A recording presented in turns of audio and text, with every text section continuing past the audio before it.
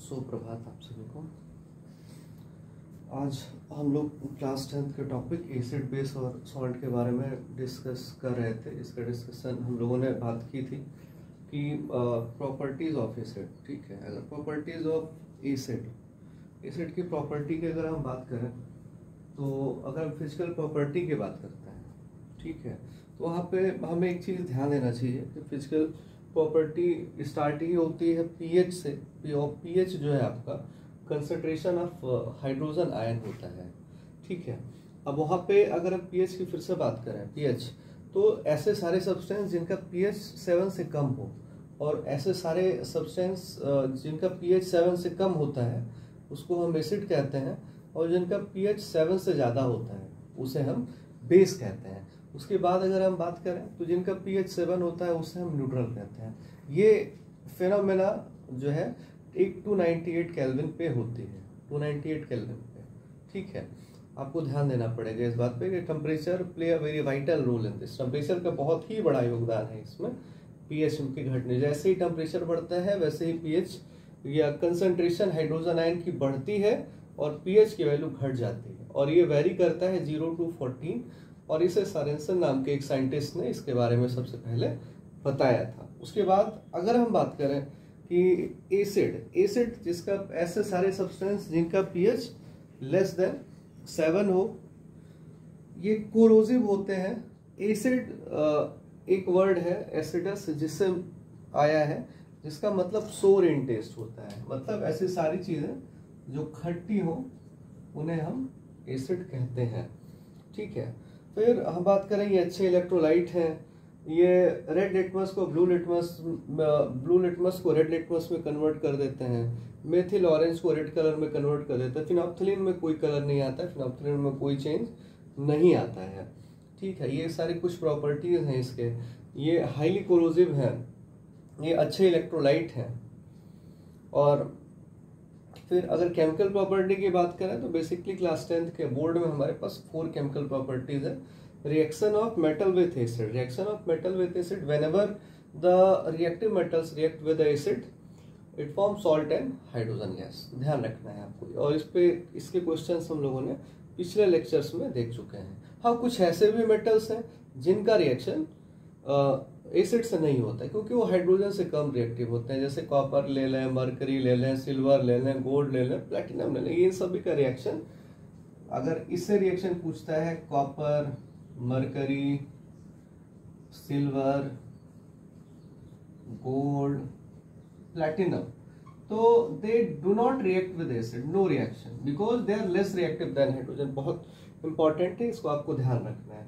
फिर आपसे पूछता है कि नाइट्रिक एसिड से जब मेटल रिएक्ट करता है तो क्या चेंज होता है। यहाँ पे फर्दर आपको ध्यान देना ये एक्सेप्शन है। नाइट्रिक एसिड एक अच्छा ऑक्सीडाइजिंग एजेंट है। नाइट्रिक एसिड जब मेटल से रिएक्ट करेगा तो ये बनाएगा आपका salt of nitrate MnO3 NO2 plus H2O। तो ये एसिड की प्रॉपर्टी नहीं हुई, क्योंकि एसिड कहता है कि जब कोई भी मेटल एसिड से रिएक्ट करे तो उसको सॉल्ट और हाइड्रोजन गैस बनाना चाहिए। लेकिन आपको यहाँ पे मोस्ट इंपॉर्टेंट वर्ड जो आपको ध्यान देनी है वो ये ध्यान देनी है कि कुछ मेटल्स हैं, जैसे मैग्नीज है, मैग्नीशियम है। अगर मैग्नीज या मैग्नीशियम रिएक्ट करते हैं नाइट्रिक एसिड से तो ये आसानी से जो है अपने नाइट्रेट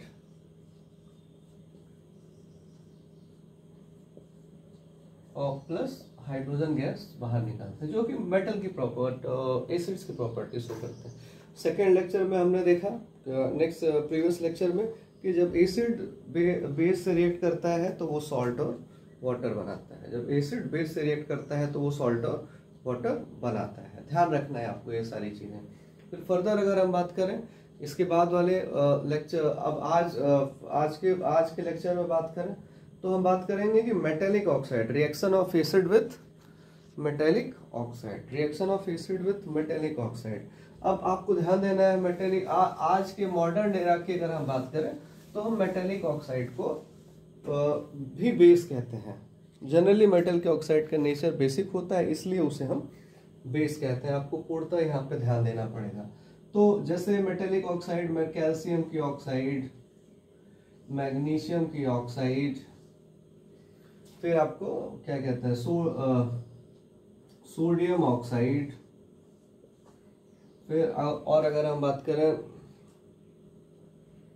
और रिएक्शन हमें कराना हो तो कॉपर ऑक्साइड। कॉपर नहीं रिएक्ट करता है लेकिन कॉपर की ऑक्साइड रिएक्ट करती है। क्यों रिएक्ट करती है? क्योंकि कॉपर के ऑक्साइड का नेचर बेसिक होता है। व्यूअर्स को यहाँ पे ध्यान देना चाहिए, ठीक है, आप लोग ध्यान दें इस बात का कि copper do not react but copper oxide will react to form salt and water. It is also the type of neutralization reaction of acid with metallic oxide generally which is basic in nature. आपको ध्यान देना पड़ेगा। फिर magnesium oxide plus H2SO4 will form the MgSO4 plus H2O। यहाँ पे अगर हम बात करें plus HCl it will form the 2NaCl plus water. यहाँ पे अगर हम बात करें H2SO4 की रिएक्शन कराएं तो ये बनाएगा CuSO4 प्लस H2O। यहाँ पे एक बातें व्यूअर्स को ध्यान देनी है जो बहुत ही इंपॉर्टेंट है कि some oxides are amphoteric, some metallic oxides are amphoteric. Some ये मेटल के ऑक्साइड होने के बाद भी एम्फोटेरिक है। एम्फोटेरिक की चर्चा हम लोग थर्ड चैप्टर में करेंगे जो एसिड और बेस दोनों से रिएक्ट करता हूँ। ऐसे ऑक्साइड को हम एम्फोटेरिक कहते हैं। यहाँ पे व्यूअर्स पूरा ध्यान देंगे, इसको नोट बना के लिख लेंगे। जिंक ऑक्साइड, एल्यूमिनियम ऑक्साइड, ये दो आपके सिलेबस का है, ये दो आपके सिलेबस का है जो आपको ध्यान देना है। बाकी कुछ और भी है और कुछ मेटेलिक ऑक्साइड आपके एसिडिक होते हैं, एसिडिक भी होते हैं, एसिडिक ऑक्साइड। सब metallic oxides are acidic. Viewers का पूरा ध्यान इस पे जाना चाहिए। CuRO3, Mn2O7 और V2O5 ये मेटेलिक ऑक्साइड है जो वाटर में रिएक्ट करते हैं और एसिड बनाते हैं, ठीक है। जैसे CuRO3 रिएक्ट करता है क्रोमिक एसिड बनाता है, Mn2O7 रिएक्ट करता है तो परमैग्निक और मैग्निक एसिड बनाता है, और ये वैनेडियम पेंटॉक्साइड रिएक्ट करता है तो आपका वैनेडिक एसिड बनाता है। इसकी चर्चा हम लोग नेक्स्ट लेक्चर में करेंगे।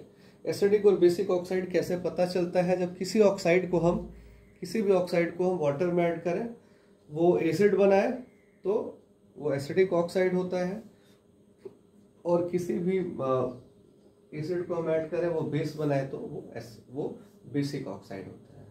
तो reaction of acid with metallic oxide and generally metallic oxides are basic in nature. ये आपको यहाँ पे ध्यान देना पड़ेगा, ठीक है। और आप लोग अच्छे से पढ़िए और खूब मन लगा के पढ़िए। ऐसे ही आपको आसान भाषा में, आसान लैंग्वेज में चीज़ों को उपलब्ध कराया जाएगा। जैसे क्लास 10th बोर्ड की और एज वेल एज NTSC का एक अलग सेक्शन में आपको पढ़ाऊंगा और उसके बारे में हम लोग एक अलग तरीके से बात करेंगे। NTSC है, NSO है, चैप्टर वाइज वो भी स्टार्ट होगा और आप लोग लगे रहिए, खूब लग के मेहनत करिए, कम से कम अच्छे मार्क पाइए बोर्ड में। ये आपका उद्देश्य होना चाहिए जिससे आप अपने पेरेंट्स और एज वेल एज जो आपके चाहने वाले लोग हैं, रिलेटिव्स हैं, उनको लगे कि हाँ ठीक है इसको भी कुछ आता है और इसने ये भी पढ़ा लिखा है, ठीक है। और अपने लिए पढ़िए, self satisfaction is more important then any other and so nobody will justify you. मतलब किसी को जस्टिफिकेशन का मौका मत दीजिए, क्योंकि एक बार मार्क अच्छे आते हैं तो नजरिया लोगों का आपके प्रति बदल जाता है, सफलता आपकी पता चल जाती है, ठीक है। और धैर्य बना के पढ़िए। Thank you.